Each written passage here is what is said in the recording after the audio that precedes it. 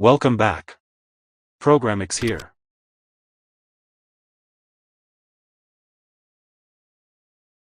F# is a functional-first, general-purpose, strongly typed, multi-paradigm programming language that encompasses functional, imperative, and object-oriented programming methods. It is most often used as a cross-platform common language infrastructure (CLI) language on .NET, but can also generate JavaScript and Graphics Processing Unit (GPU) code. F# is developed by the F# Software Foundation, Microsoft, and open contributors. An open-source, cross-platform compiler for F# is available from the F# Software Foundation. F# is a fully supported language in Visual Studio and JetBrains Writer.